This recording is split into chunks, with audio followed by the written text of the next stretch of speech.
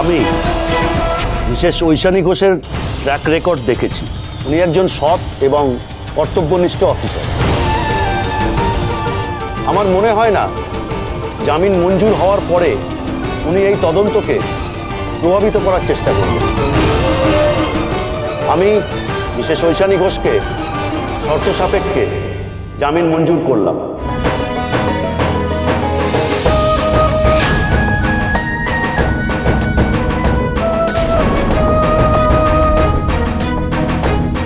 বিশেষ ঐশানী ঘোষ এই মামলার তদন্তকে প্রভাবিত করার চেষ্টা করবেন না।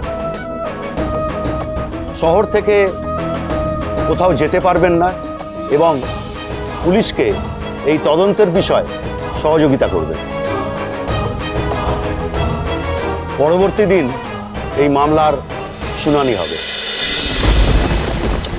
ঐশানী হারাধন সরকের সমস্ত পাওয়ার লাগিয়ে দেবে তোমাকে হারানোর জন্য।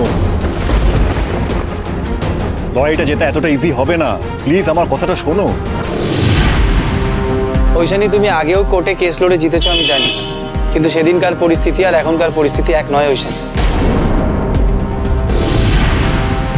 তুমি এখন একজন আইপিএস অফিসার, তোমার বিরুদ্ধে খুনের অভিযোগ আছে, ঘুষ খাওয়ার অভিযোগ আছে ঐশানী।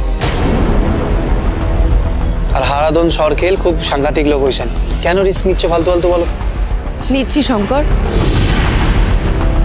আমি যাতে মাথা উঁচু করে ওই খাকি উর্দিটা পরে আবার হেঁটে যেতে পারি সসম্মানে, তাই নিচ্ছি। তোমরা প্লিজ কেউ আমাকে আর জোর করো না। আমি এই কেসটা নিজেই লড়ব, কোনো লয়ার নেব না।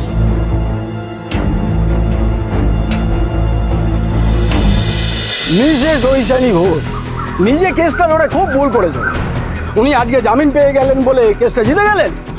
উনি যতই বেল আদায় করুন, পরের শুনানিতে আমি ওনার সমস্ত অপরাধ প্রমাণ করে দেব। ওনাকে শাস্তি পেতেই হবে। ওনার এত বড় অডাসিটি, আমাকে সওয়াল করা শেখাতে আসে, কোর্টে আমার সাথে গলাবাজি করে। কালকা যোগী ভাতকে বলে অন্ন। ওইদিকে মিসেস ঐশানী ঘোষ বলছেন। ওই তো ঐশানী ঘোষ, চলো।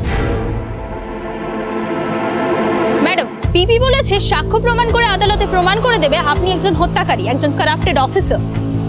উনি ওনার ব্যক্তিগত বক্তব্য রাখছেন, ওনার বক্তব্য আর সত্যিটা তো এক নয়। আমি আদালতে দাঁড়িয়ে প্রমাণ করে দেব যে আমার বিরুদ্ধে আনা প্রত্যেকটা অভিযোগ মিথ্যে, আমি নির্দোষ। এই আদালতে দাঁড়িয়ে হারাধন সরকেল নামক ক্রিমিনালের মুখোশ টেনে খুলে দেব আমি। জনগণের সামনে প্রতিজ্ঞা করলাম।